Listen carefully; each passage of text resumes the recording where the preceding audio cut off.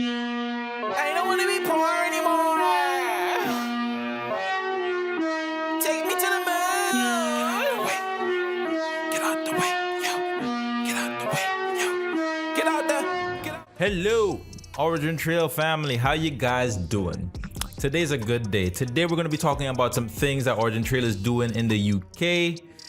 So without further ado, let's get started. Now, if you don't know, the UK has left the European Union, and this is formerly known across the world as Brexit.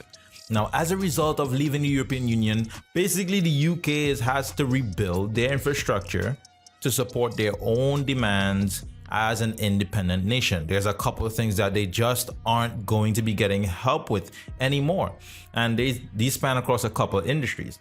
Now, in this article released by BBC News, it's called Brexit. What are the key points of the deal? This was released on the 30th of December 2020. Some new checks will be introduced at the border, such as safety checks and customs declarations. So basically, there's a lot more paperwork involved in trading your goods from the UK into the EU. There's one category here that I really want to talk about, and that is the category of security and data sharing. Now, in this very same article, it says the UK will no longer have automatic access to key security databases, but should be able to gain access upon request. The UK will not be a member of the EU's law enforcement agency, Europol, but it will have a presence at its headquarters. The UK is no longer obliged to comply with EU standards of data protection, but data will continue to be exchanged in the same way for at least 4 months, as long as the UK doesn't change its data protection rules. Now, the UK's arrangement with Europol will be similar to the one the US currently has with Europol. And this one I really want you to pay attention to. Many of the rules about storing and processing data still needs to be decided. So what we're seeing here is the UK rebuilding its infrastructure from the ground up, even at the data sharing level. Now, the Food Standard Agency is a very important body as it relates to the UK's food supply chains. Who do they have to answer to? Who looks into food crimes? Who handles these? Well, the FSA is an independent organization that kind of tackles these issues. Let's listen to the FSA explain what the FSA does. Here at the Food Standards Agency, we believe that everybody should be able to trust the food that they eat, and we work to keep it that way.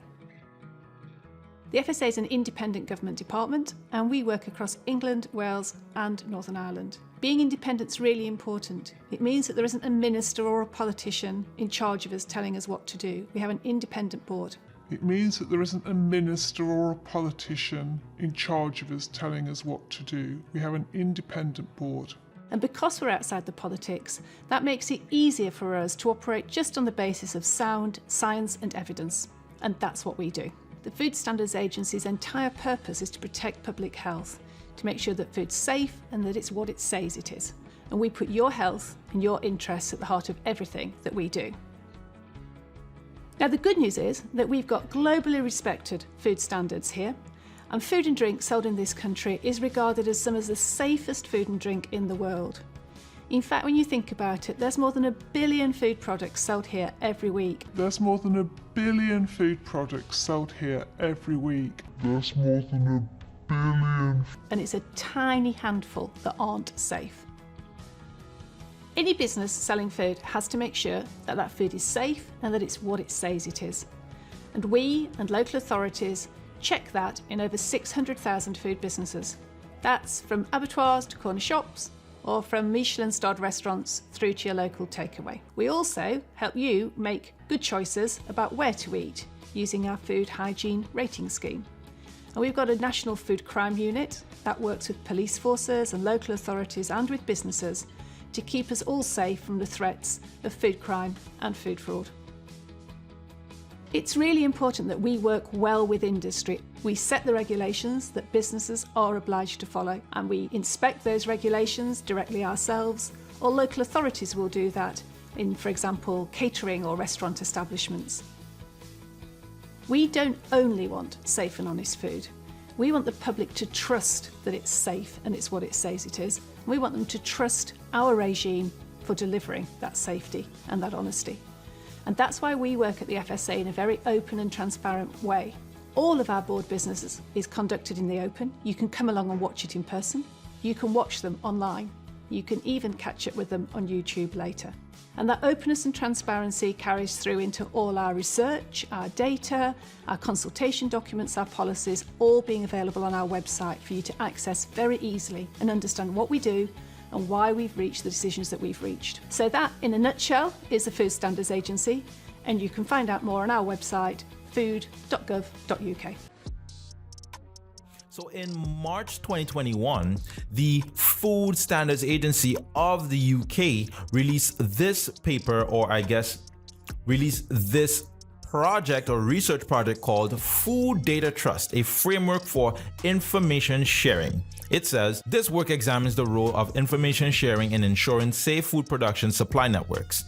It proposes a data trust framework that will more efficiently enable secure information sharing for the benefit of all stakeholders in the food system.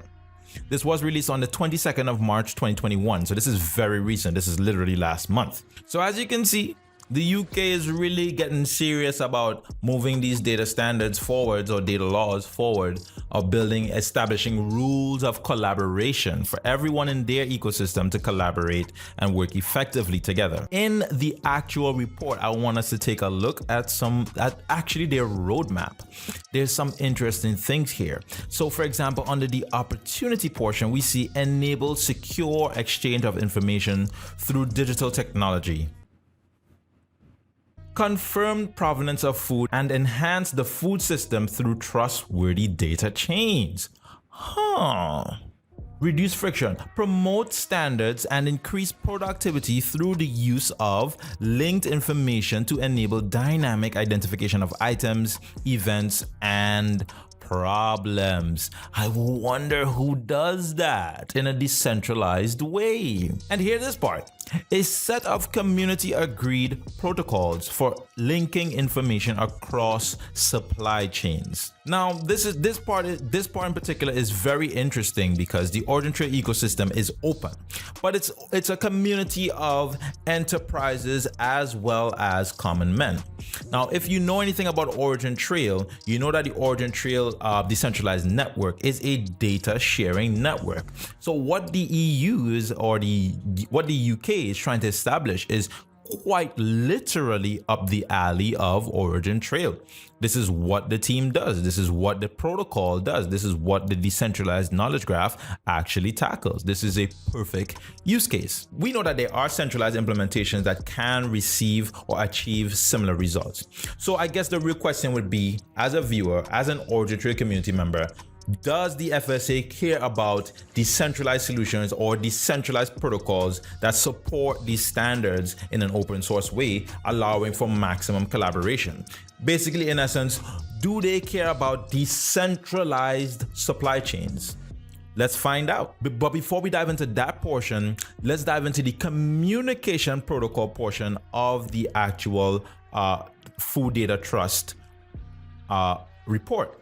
It says, a further challenge for integrating information across a distributed food supply chain is that the independent organization will each have their own collection of information systems, their own data architectures, and their own vocabularies or metadata schemas to describe their data. If you know anything about OriginTrail, again, this is exactly what we tackle. We would allow for independent stakeholders to still maintain sovereignty over their data. You still maintain your own database, your own proprietary systems, but then you just connect basically to the OriginTrail decentralized network like you're connecting to the internet. But what you're going to do is you apply standards to all of your data so that everybody is speaking the same language. Now, it goes on to say, in order to coordinate actions and decisions along supply chain, there must be links between the independent data sets. One way of forming these links is to make use of semantic web standards and linked data properties. Semantic web standards include Resource Description Framework, RDF, a structured data model for sharing information, and Web Ontology Language, OWL, for representing rich and complex knowledge about things. Considerable work has been done already in applying these technologies to the food system. This includes attempts to map knowledge about the food system in the form of an ontology of linked terms describing foodstuffs and the relationships between them. And I have to ask, is this related to the whole RDF, Sparkle, all integration, the semantic upgrades coming for Q4, Q3? It's part of the evolution of the decentralized knowledge graph. It's really the ability to create additional services that are distributed across the network because a lot of the different data is distributed across the network. We have to remember that the decentralized knowledge graph is not just the publicly accessible graph. It rather, as the main principle being really linked data, is that every single node in the network might possess some knowledge that others do not, and therefore has a unique opportunity to run certain services or code, if you simplify it, where combining this knowledge that they maybe uniquely own and some of the public knowledge coming from either the public graph or somewhere else, which can be attached to the graph, is where basically there's a lot of these additional value can be prepared for the applications on top.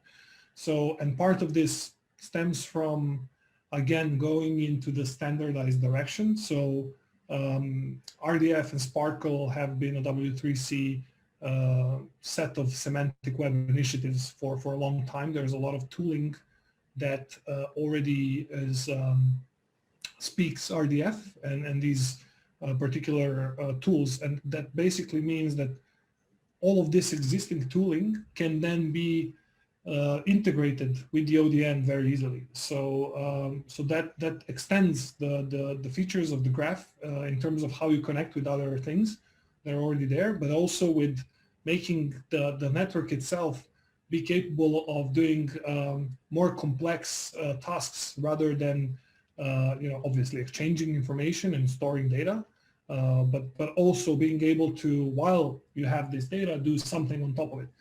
Some of the examples would be, for example, reasoning. Like if you look at RDF, one of the kind of key things looking at it there is that you can integrate both ontologies on the data, and then you can understand you can make the machine understand some certain things.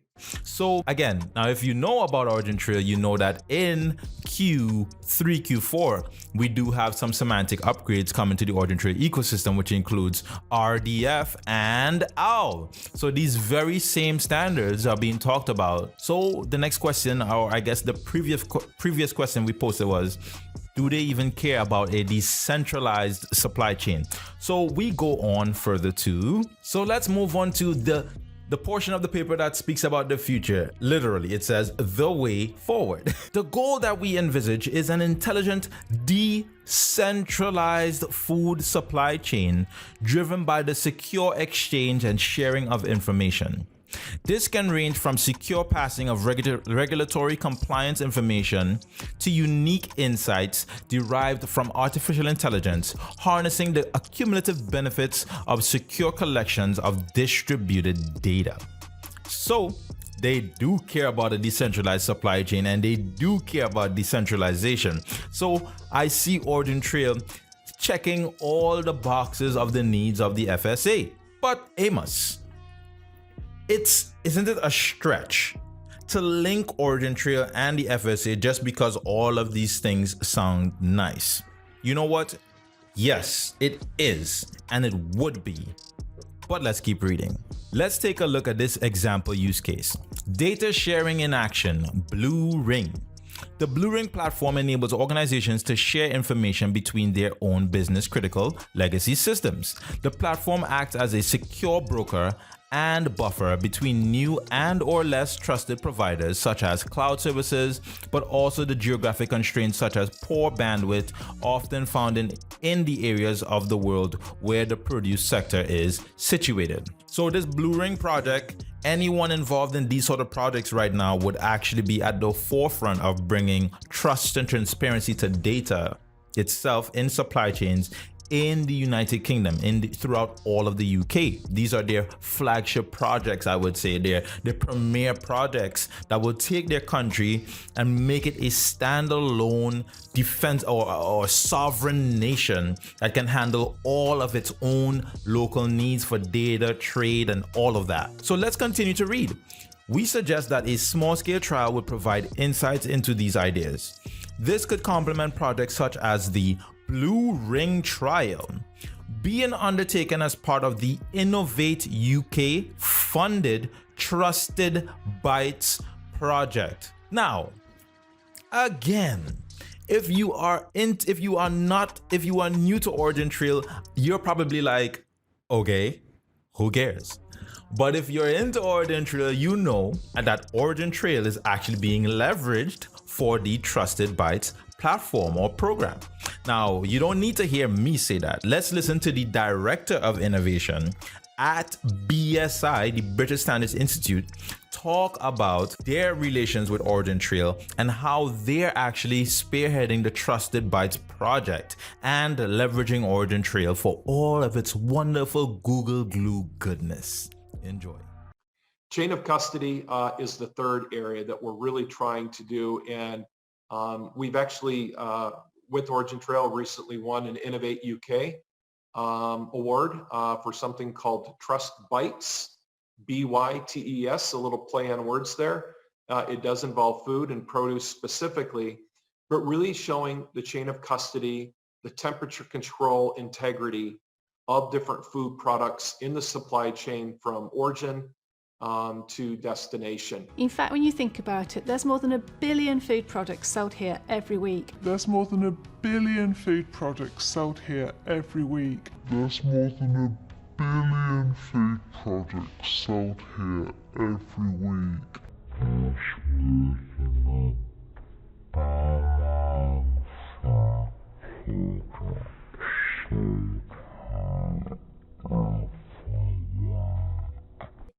And this has got good applicability because this is one of the major client challenges that we're trying to tackle, is understanding provenance as well as chain of custody. And again, I don't think there's any silver bullets out there, but we've got a very robust supply chain consulting group with several supply chain products, and understanding where those risks are. And chain of custody is one that we're really trying to tackle here. And lastly, anti-counterfeiting technology. And this gets down to consumer trust. This is one of our other top 5 business challenges that we're trying to tackle, is how do we provide the consumer a trusted product that they're buying. So in the end of this food safety report released by FISA, by the FSA, they talked a little bit more about Trusted Bytes, and actually they gave an idea as to the scope of Trusted Bytes. How big is Trusted Bytes relative to what's taking place in the UK? It says, we see a roadmap to a food data trust composed of many related initiatives in the form of smaller projects, case studies. So case studies are the smaller projects that will develop and demonstrate the different elements of the data sharing protocol. And I would like to say, it says, that will develop and demonstrate the different elements of the data sharing protocol. So let's read that first sentence again. We see a roadmap to a food data trust composed of many related initiatives in the form of smaller projects that will develop and demonstrate the different elements of the data sharing protocol. So all these different government projects, all these different innovative things that we see these governments doing, whatever they're doing, it actually is all connected to show one thing. Can this data protocol support our needs? Is it going to get us the results that we require? It says these will range from the Innovate UK funded Trusted Bytes project, funded to address some of these issues in the context of transnational trade in food products. So this is talking about the UK's interaction with other nations. Whatever this Trusted Bytes project is, it's the center. It's solving the center of their cross-border needs. And it goes on to says, to smaller pilot studies, such as those supported directly by partners, including the FSA. So the FSA themselves are considering themselves small relative to the scope of what the Trusted Byte project is supposed to be bringing. and well, them and their partner networks or whatever initiatives they're deciding to do. Or at least that's my understanding of it. So again, we see that OriginTrail is working with BSI for this Trusted Bytes project.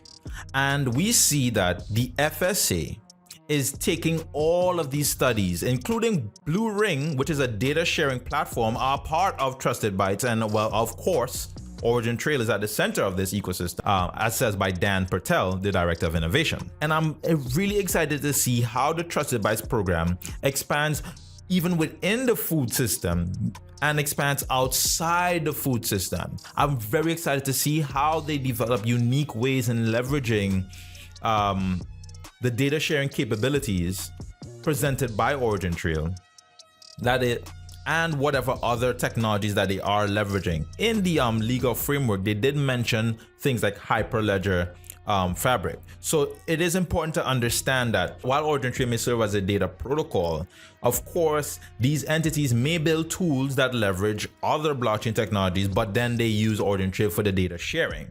So really and truly, it's very exciting. I'm very excited to see how things expand into the future. And well, of course, you can stay tuned for more bombs. Let's see what happens, guys.